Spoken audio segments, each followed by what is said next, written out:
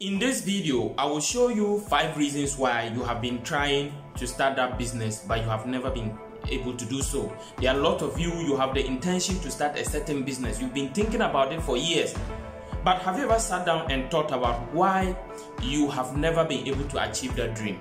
So in this video, I will show you the 5 steps. Please take time to watch it to the end because the number 5 is the most important. So I'm going to take it step by step to the end.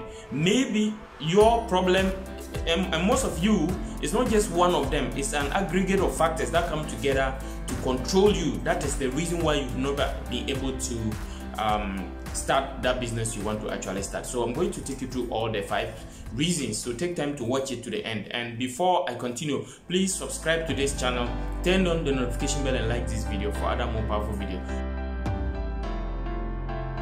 Okay, so we jump start to the number 1.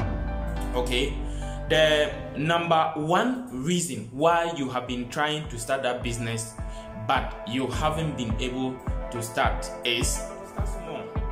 I have realized that most of you, when you say you want to start a business, you are just waiting for some big financial assistance from somewhere, or maybe you are trying to organize some very big money before you are able to start that business you want to start. And it is the reason why most of you you may never be able to start that business if you continue in that attitude. If you will be able to go back and research into the beginning of all the big businesses that you see in this country or wherever you are located, you will realize that most of them started small.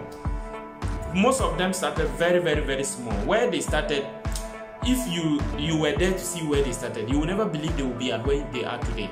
So for example, I have a lot of people who want to start a business. When you ask them, about a week ago, I was talking to someone.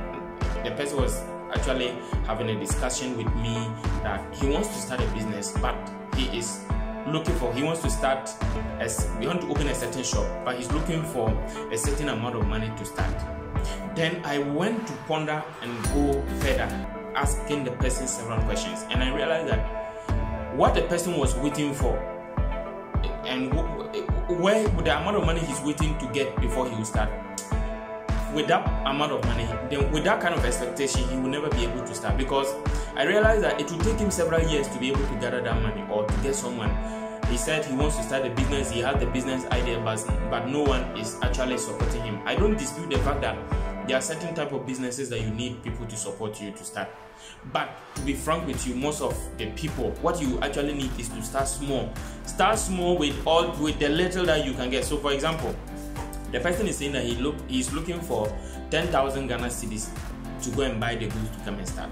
Then I asked him, have you tried with 500 Ghana cedis quantity of goods? He said no. Then I said, why? Oh, he needed 10,000 so that he can buy in a larger quantity and come and I realized that he has not even done any market research. And looking at what he or she was trying to sell, I even told him that you can even buy one or 2 pieces. He could even buy up to 5 pieces with the 500 and can come and start and try to see if he can sell the 500. So you haven't even tried selling like 5 pieces of that particular thing, but you want to come and buy like 100 and come. Who told you that quantity that you want to go and buy and come, people will actually buy it? So the first thing is that you don't want to start small. Sometimes, most of you, if I'm going to scrutinize the reasons that are stopping you from actually starting, at the end of the day, you realize that those reasons are just excuses. You can start with something small, and if you are serious, you'll be able to go along the way. So that's the number 1 reason.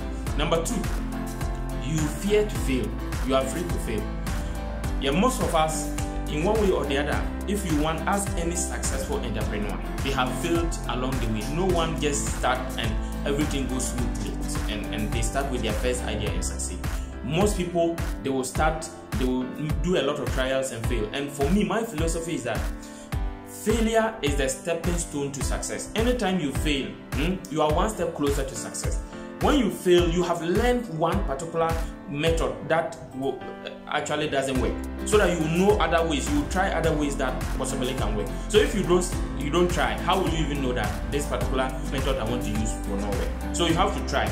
So failure is not for nothing. I have several examples. If I'm going to give you what I did and failed, and actually based on that, I was able to gain the insight into how to actually move on to the next business that helped me to succeed. There are countless numbers, and I'm not the only one. If you want to check any successful entrepreneur, you see that they failed along the way before they succeeded. Okay, so the number 3 reason is that you fear competition, or you don't have a business model. Yes, people who don't have a very clear business model or new business model, they fear competition. So what do I mean? For example, you want to start a business. You are going into a business. Say you want to go into provisional shop business. I'm just giving an example. You are going to sell something in a neighborhood, and what you are going to sell, there are several other stores in the same lane who are selling the same thing, and you are going to sell the same thing. What value are you coming to provide? Or for example, you want to go and start selling cement. Before you go into a certain business, my general advice is that you must make sure that there is a vacancy you are going to fill. If there are provisional shops in your area, there is no need for you to go and start another provisional shop. If there are people selling cement in your area, there's no need to go and start selling cement. If there are laundry businesses in your area, there's no need to go and start a laundry business there. Before you go into any business, you must have a particular need you are coming to fill. So for example, you will see a particular problem that needs a solution, and in that particular area no one is currently solving that particular problem. That is a way you can come out. I can go more specifically and give you a specific example. You want to go into building materials, you want to sell building materials, and you see that the whole of that particular area, when people want to buy building material, they have to travel far away to the next town or the next market before they are able to buy. So that is a good idea to start what? A building materials business there. You see, a lot of people, because they travel, they spend a lot of money on transport. If they can get it very close to where they live, they will not travel far away again. At the end of the day, you are saving them cost. And once you are able to save them the transportation fees they are traveling, and if your prices are comparatively the same, then you are going to save them the cost of what they would have traveled.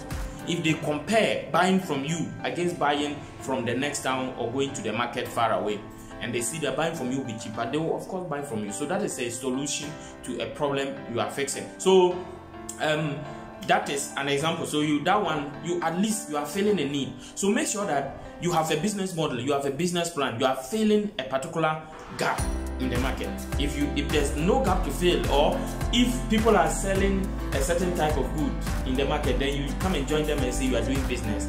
You don't have a clear business model, and that one you will face a lot of competition, and those that are already there will what? They will outsmart you, they will win over you, and at the end of the day you will struggle and your business may fail.